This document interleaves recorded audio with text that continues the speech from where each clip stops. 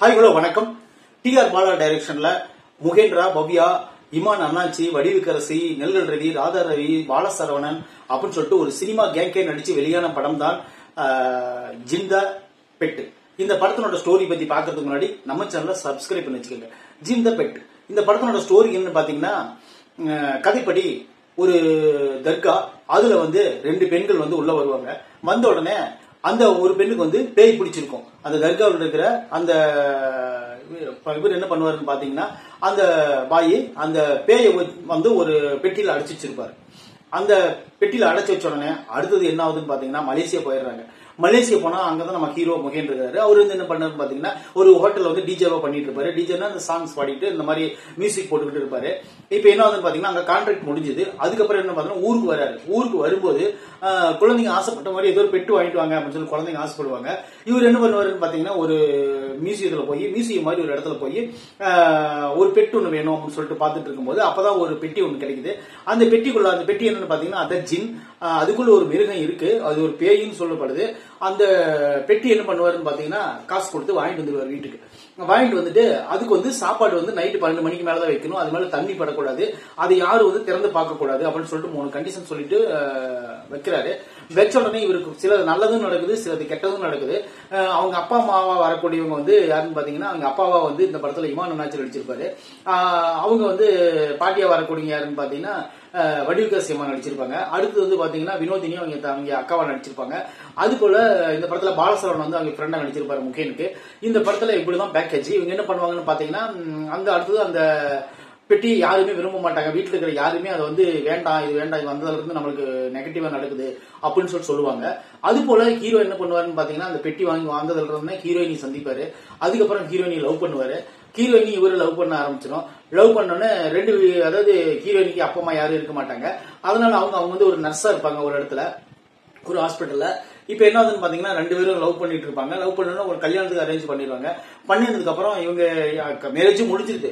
அப்ப அதுக்கு அப்ப என்ன ஆகுதுன்னு பாத்தீங்கன்னா, இந்த நம்ம அந்த பெட்டிக்குள்ள அந்த மிருகம் இருக்கிறதுனால நம்ம வீட்டுல இருக்கிற எல்லாருமே நெகட்டிவா நடக்குது அப்படின்னு சொல்லிட்டு ஒரு கட்டத்துல என்ன பண்ணுவாருன்னு பாத்தீங்கன்னா, அந்த பொட்டி கொண்டு வீதியில தூக்கி எரிஞ்சிருவாரு. எரிஞ்ச உடனே அந்த பெட்டிக்குள்ள இருந்து அந்த மிருகம் பேய் வெளியே வந்தது. வெளியே வந்த உடனே அந்த பேய்க்கும் இவருக்கும் நடக்கக்கூடிய அந்த ஒரு காமெடியான ஒரு கலகலப்பான சொல்லக்கூடிய ஒரு கதை தான் இந்த ஜின் த பெட். அந்த மிருகம் வெளியே வந்ததுக்கு அப்புறம் வில்லன்கள் எல்லாம் போட்டு பழி வாங்குது.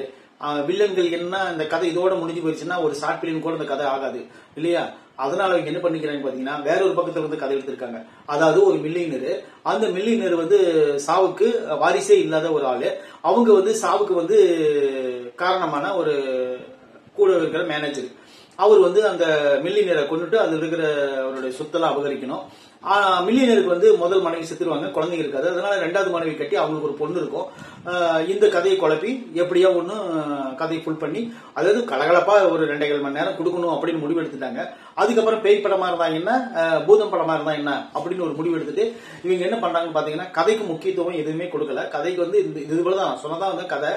ஆனா இந்த கதைக்கு அங்கங்க காமெடி வச்சு, அங்கங்க நம்மளுக்கு ஒரு சாங்ஸ் கொடுத்து, அங்கங்க சில விஷயங்களை எமோஷனலோட நம்மளுக்கு கனெக்ட் பண்ணி, அந்த பொம்மை மிருகம் எல்லாத்தையும் பயமுறுத்தும், வேற என்னமோ பண்ணுன்னு பார்த்தா அந்த பொம்மை மிருகம் காமெடியா பேசிட்டு உண்மையிலே ஒரு கலகலப்பா இந்த ஒரு படத்தை பார்த்தா எப்படி இருக்கும் அந்த மாதிரிதான் இந்த படம் இருந்துச்சு. அது போல இந்த படத்துல நடிச்சிருக்கிற எல்லாருமே நல்லா நடிச்சிருக்காங்க. அனுபவம் நடிப்பாள வடிவுகரசி அந்த படத்துல சூப்பரா நடிச்சிருந்தாங்க. அது போல இமான் அண்ணாச்சி இந்த படத்துக்கு தேவையான கேரக்டர் நடிச்சிருந்தாரு. குறிப்பா சொல்லணும்னா பாலசரவன் இந்த படத்துக்கு மிகப்பெரிய ஒரு தூணா இருந்தாரு. அவர் வர சீன்கள் எல்லா சீன்களையும் கலகலப்பான விஷயங்களை பண்ணி இந்த படத்துல சிரிக்க வச்சிருப்பாரு படத்துல. அது போல முகேன் வேற ஒரு படங்கள்ல நாம பார்த்திருப்போம் ஆல்ரெடி. அவர் பிக் பாஸ்ல அதுக்கப்புறம் சினிமாவுக்குள்ள வந்தாரு. அவர் ஒரு பாடகர். இன்னொரு விஷயம், அவர் நிறைய பாட்டு பாடி இருக்காரு, வேணா கேட்டு பாருங்க.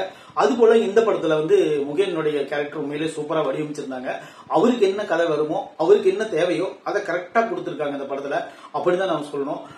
இன்னொரு விஷயம் என்ன, சண்டை போட தெரியாத ஒரு முகேன், சண்டை போட தெரிஞ்ச ஒரு முகேன் அப்படின்னு டபுள் ரோல் சிங்கிளாலே பண்ணிருக்காரு. அது இல்லைன்னா பேய் உள்ள போதுட்டா சண்டை போடுவாரு, பேய் உள்ள போதுன்னா சண்டை போட மாட்டாரு. அப்படி அப்புறம் அது கிளைமாக்ஸ்ல பேய்க்கும் சண்டை அப்படிங்கிற மாதிரி ஒரு பொம்மைக்கும் இன்னொரு பொம்மைக்கும் சண்டை, அது சீச்சி ஒர்க் பண்ணிக்கிறாங்க கொஞ்சம் சுமாரா. அது போல இந்த படத்துல இருக்கிற அந்த வில்லன், வில்லன்ல ஓவர் பில்டப் பண்ணுவாங்க. அப்புறம் கதையில எதுவும் இருக்காது. அதுல சும்மா ஒரு சப்ஜெக்ட், அதாவது கதைக்கு வந்து இழுக்கணும் அப்படிங்கிறதுக்காக சில விஷயங்கள் பண்ணிருக்காங்க. அது கூட இந்த படத்துல பார்த்து பண்ணிருந்தனால இந்த படம் உண்மையில நல்லா இருக்கு. அனுபவ நடிப்பாளர் இன்னொருத்தர் ராதா ரவி, அவரோட நடிப்பு உண்மையிலே ஃபேண்டாஸ்டிக்கா இருந்துச்சு. அவரு வேற லெவலு. ஆனா இந்த படத்துல வில்லன் ரோல் பண்ணிருக்காரு, அந்த அளவுக்கு அட்டகாசமா பண்ணிருக்காரு. அது போல அப்புறம் நம்ம நெல்கள் ரவி சாரு, அவரும் சில சிங்கிள் வந்து பண்ணிட்டு போயிருக்காரு. அது போல இந்த படத்துல நடிச்சுக்கிற அப்புறம் ஹீரோயினி சொல்லியே ஆகணும். ஹீரோயினி ஓரளவுக்கு ஃபர்ஸ்ட் ஹாப்ல வந்தா கூட செகண்ட் ஹாப்ல வந்து திடீர்னு காணாம போய் கிளைமேக்ஸ்ல வந்து அவங்க தான் முக்கியமான கேரக்டர் அப்படிங்கிற மாதிரி ரேஞ்சுக்கு கொண்டு போய் இந்த படத்தை முடிச்சிருக்காங்க. ஆக மொத்தம் நீங்க மொத்தத்துல படம் பாத்தீங்கன்னா இந்த ஜின் த பெட் வந்து கலகலப்பான ஒரு காமெடியான ஒரு சின்ன ஹாரரான ஒரு படம். அதுக்கு வந்து எந்த இது கொடுக்கலாம். இந்த படத்துல வந்து எந்த அடல்ட் கண்டென்ட்டும் கிடையாது. நீங்க நீட்டா போய் குடும்பத்தோட உட்கார்ந்து கொஞ்ச நேரம் சிரிச்சிட்டு ஜாலியா பார்த்துட்டு வெளியே வரலாம். அவ்வளவுதான். என்ஜாய்மெண்டா போகணும். மனசுல டிப்ரெஷனோட வச்சுக்கிட்டு போய் உட்காந்து என்னடா சிரிப்பே வரலன்னு கேட்க கூடாது. கொஞ்சம் ஜாலியா போய் ஜாலியா பார்த்து ஜாலியா சிரிச்சுட்டு வந்தீங்கன்னா கண்டிப்பா இந்த படம் உங்களுக்கு ரொம்ப பிடிக்கும். சின்ன நெகட்டிவ் படத்துல இருக்கதான் செய்யும், சின்ன லேக் இருக்குதான் செய்யும். அதெல்லாம் ஒன்றும் பிரச்சனை இல்லை. ஆனா இந்த படத்தை பாத்தீங்கன்னா கண்டிப்பா உங்களுக்கு பிடிக்குங்கிறது எனக்கு கன்ஃபார்மா தெரியும். ஏன்னா எனக்கு இந்த படம் பிடிச்சிருக்குன்னா உங்களுக்கு கண்டிப்பா இந்த படம் பிடிக்கும். இந்த படத்தை நீங்க போய் தியேட்டர்ல பாருங்க. இந்த விமர்சனம் பிடிச்சிருந்தா நம்ம சேனல் சப்ஸ்கிரைப் பண்ணிக்கோங்க. தேங்க்யூ.